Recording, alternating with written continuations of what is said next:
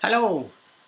Today I'm going to talk a little bit about brainstorming in a team and the so-called the Bono Hats methodology, which are really very nice tools when you need to discuss about innovation. First of all, let's start with brainstorming in a team. The first thing you need to do is to define the problem which is the subject of your research or innovation project. You distribute it first to your team because it's always better when your team can come prepared to discuss, because otherwise you will not get enough ideas. Then you gather your team, you get them together. It has to be in a place where you are sure that you can, for the time you are gathered, not be disturbed and concentrate on the work at hand. Then with the post-up method, you start generating ideas just with post-its, and then you generate as much ideas as you can about the subject. Not matter what or how or where do they belong, just focus on generating ideas. The next step is, once you had all the ideas, you have to create a so-called affinity map, which is basically just putting them into categories that will later on make your life easier, because you know what belongs to what, and because sometimes you will have duplicates or triplicates or many people thinking about the same thing, so it helps you also sort them out. Then, of course, once you have them in categories, you need to give them priority, so you start ranking them. The most typical way of doing it is by giving them score points. Basically, does it meet customer requirements fully? Then it gets a 5. And then you add all the points, and the one with the most points will be the idea number 1. Then the second point will be idea number 2, and so on and so forth. In case you have ideas that have exactly the same amount of points, you decide with your team which one you want to treat first. That's it. And then you proceed with the so-called implementation, which is basically making the work to develop the idea. The next, the Bono of 6 hats methodology, is called so because basically it develops parallel thinking. So basically you are discussing about the same item, same problem, but you are always thinking of it in a different way, with a different focus. First of all, you have the white hat, which means you are only thinking about the facts and data about the given problem.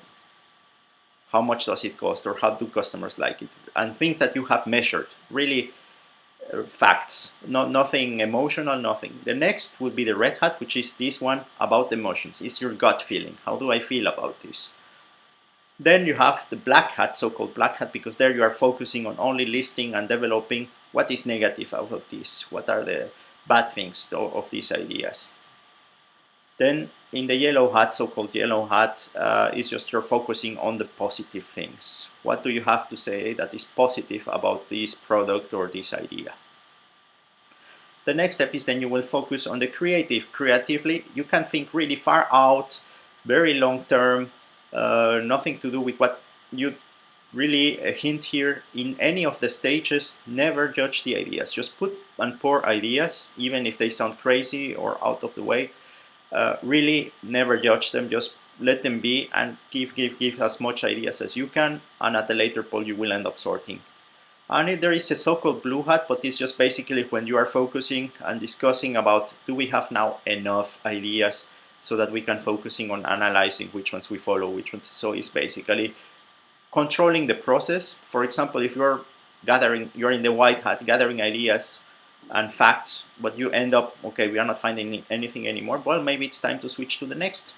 And like that, that's basically you are moderating and assessing the performance, how you are working and how is it going, and then you keep on the work going.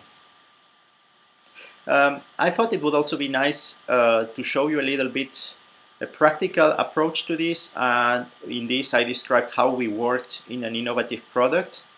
In the past, I used to work as a project engineer, so I will show you here. First of all, what was the situation? Well, for a given product, we were really depending on our suppliers. We had to give out all the requirements. What did we need? But then suppliers will answer, yes, this I can do, this I can't, but we were always depending on them. We had no control on what they wanted to do or not. You cannot force a supplier to do something for you.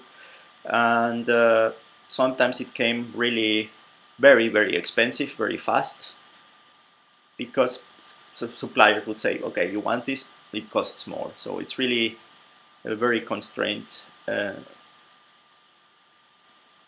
it's really a very difficult situation there. Then in the Red Hat, our gut feeling, our emotions, what are if we do something here, it's risky, it's new, we have no expertise, it's really scary, but also emotionally we will be free to do what we want. We will be having an opportunity to innovate. We're curious. There's a lot to learn there. Oh, this is good, this is good. What was negative about it? Well, we didn't, as I mentioned before, have the expertise on developing the product ourselves. We were lacking resources to do it. We didn't know exactly how much would it cost to develop, how much would it take, how long would it take to get it ready. So these are kind of things that were really negative. On the positive side, we will have a total freedom of making the product requirements. We could make the product do what we wanted, how we wanted. The constraints will be our own. We will be defining this we do, this we don't do, this and so on. We will define also how do we produce it, how much we think we want it to cost, and of course the most important, we can leverage economies of scale, which means basically we could use materials that we use on another product, so we would buy the materials cheaper and things like that.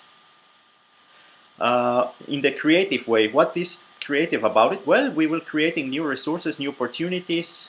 Sometimes we ended up creating new manufacturing processes, new testing processes, and we established new partnerships with, for example, universities, or we met new suppliers because we were having different requirements, different needs. So it was very interesting for everybody participating in this new product development. And with the blue hat, as we said, it's just basically moderating. It was judging, do we have now enough ideas? We were determining how often are we going to meet, once a week for 1.5 hours. That's what we decided on. After how many weeks? It was basically, we defined it after 6 weeks. We stopped and said, okay, now we have ideas, and then we continue to develop them. So as you can see, this is an approach that is quite complementary to the previous one, because once you have all the ideas, you just have to put them all together, see and prioritize them to see really which is the ones that you want to follow up on.